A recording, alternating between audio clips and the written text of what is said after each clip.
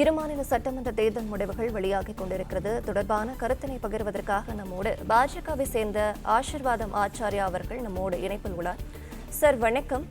ஹரியானாவில் பின்னடைவாக இருந்த பாஜக தற்போது முன்னிலையில் உள்ளது. இது பற்றி உங்களுடைய கருத்துக்களை பகிரலாம் சார்.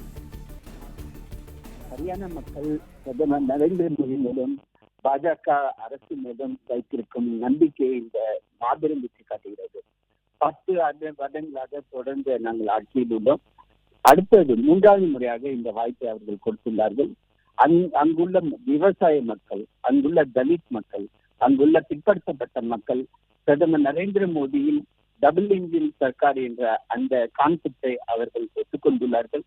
மத்திய அரசில் பாஜக, மாநில அரசிலும் பாஜக இருக்கும் பொழுது வளர்ச்சி திட்டங்களை அவர்கள் எளிதாக பெற முடிகிறது. காங்கிரஸ் கட்சி அங்கு நடத்திய பொய் பிரச்சாரத்தை தகர்த்து எறிந்துள்ளார்கள். காங்கிரஸ் கட்சி ஒரு குடும்ப கட்சியாகவே, அந்த ஹூடா என்ற ஒரு தலைவரின் குடும்ப கட்சியாகவே மாறிவிட்டது. அதன் காரணமாகவே அங்குள்ள தலித் மக்கள், அங்குள்ள விவசாயிகள், அங்குள்ள பிற பிற்படுத்தப்பட்ட மக்கள் அங்கு காங்கிரஸை எதிர்த்து இந்த வாக்கை செலுத்தியுள்ளார்கள். பாஜகவுக்கு இது மாபெரும் வெற்றியாக அமைந்துள்ளது. இதன் காரணமாக அடுத்து வரும் 5 ஆண்டுகளில் பாஜக தொடர்ந்து மக்கள் நல பணியை மிகவும் செவ்வனவே அந்த மாநிலத்தில் நடத்த இருக்கிறது. ஆகவே ஹரியானா மக்களுக்கு எங்களுடைய வாழ்த்துக்கள், எங்களுடைய நன்றிகள். சார், தற்போது ஜம்முவில் பல்வேறு சாதனைகளை பாஜக புரிந்ததாக கூறும் நிலையில் அம்மாநில மக்கள் தற்போது உரிய ஆதரவு கொடுக்கவில்லை என்று கூறப்படுகிறது. சார், இதை பற்றின உங்களோட கருத்து என்ன சார்? ஜம்மு காஷ்மீர் மாநிலத்தை பொறுத்தவரை அங்கு எலெக்ஷன் கமிஷன் அந்த டீலிமிட்டேஷன் ப்ராசஸை சரியான முறையில் நடத்தியுள்ளது. அங்கு அவர்களுக்கு மிகவும், அதாவது கடந்த 30 ஆண்டுகளாக பயங்கரவாதம் தலை தூக்கி இருந்த அந்த ஜம்மு காஷ்மீர் மாநிலத்தில், குறிப்பாக காஷ்மீர் பள்ளத்தாக்கில் தேர்தலை நடத்த முடியாத ஒரு சூழ்நிலையில் கூட இந்த முறை இந்த தேர்தலை மிக வெற்றிகரமாக தேர்தல் ஆணையம் நடத்தியுள்ளது. காலையிலிருந்து இரவு 10 மணி வரை தேர்தல் பரப்புரை தொடர்ந்து நடைபெற்றது. மகளிரும் வீட்டை விட்டு வெளியே வந்து தேர்தல் பரப்புரைகளில் தொடர்ந்து கலந்து கொண்டிருந்தார்கள். இதை நாங்கள் நேரடியாகவே பார்க்க முடிந்தது.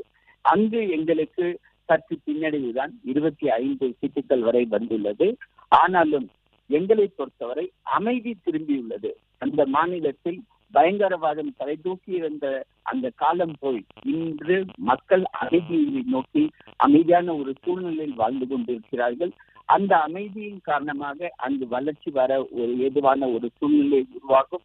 அதே போல் அந்த மாநிலத்தை பொறுத்தவரை மத்திய அரசின் அனைத்து விதமான வளர்ச்சி திட்டங்களை நாங்கள் தொடர்ந்து செய்து கொண்டே வந்தோம். கடந்த 5 வருடங்களாக, அதாவது 2019 ஆர்டிகல் 370 நாங்கள் ரத்து செய்த பிறகு அங்கு துணைநிலை ஆளுநருடைய தலைமையில் ஆட்சி நடைபெறுந்த சமயத்தில் எங்களுடைய வளர்ச்சி திட்டங்களை நாங்கள் தொடர்ந்து செய்து கொண்டிருந்தோம். அங்கு IIM கொடுத்துள்ளோம், IIT கொடுத்துள்ளோம், அங்கு எய்ம்ஸ் மருத்துவமனை கொடுத்துள்ளோம். அதே போல் அங்கு தொடர்ந்து வேலைவாய்ப்பு முகாம்களை நடத்தி கல்லெறிந்து கொண்டிருந்த இளைஞர்களை இப்பொழுது அவர்களுடைய கையில் லேப்டாப்புகளை கொடுத்து அவர்களுக்கு வேலையும் கொடுத்துள்ளோம். இதன் காரணமாக அங்கு வளர்ச்சி வரும் என்ற நம்பிக்கை எங்களுக்கு உள்ளது. தோல்வி அடைந்திருந்தாலும் எங்களை பொறுத்தவரை நாங்கள் அந்த மாநிலத்தில் அமைதியை கொண்டு வந்துள்ளோம். அங்கு தேர்தலை நடத்துவதற்கு ஏதுவான சூழ்நிலையை உருவாக்கி கொடுத்துள்ளோம். இதுவே மிகப்பெரிய வெற்றியாக இருக்கும். இதுதான் பாஜக, இதுதான் பிரதமர் நரேந்திர மோடி அவர்களின் தொலைநோக்கு பார்வையாக இருக்க போகுது என்பதை அந்த மாநில மக்கள் மிக விரைவில் புரிந்து கொள்வார்கள். சார், ஜம்முவில் காங்கிரஸ் தற்போது ஆட்சி அமைத்தால் மத்திய அரசின் பணிகள் தொடர்வதில் ஏதேனும் சிக்கல் ஏற்படுமா சார்?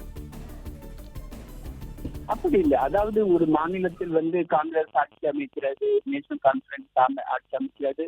அது ஒரு அரசியல் நாங்கள் பார்ப்பதே கிடையாது. எங்களை பொறுத்தவரை அனைத்து மாநிலங்களும் இந்தியாவின் மாநிலங்கள் தான். மத்திய அரசின் திட்டங்கள் அனைத்து மாநிலங்களுக்கும் கொண்டு போய் சேர்ப்பதுதான் திரு நரேந்திர மோடி அவர்களுடைய நோக்கம். அங்கு நாங்கள் எந்த காரணத்திலும் நாங்கள் அரசியல் செய்வதே இல்லை. மக்களுடைய தீர்ப்பு, மகேசன் தீர்ப்பு, அதை நாங்கள் முழுவதும் ஒத்துக்கொண்டுள்ளோம்.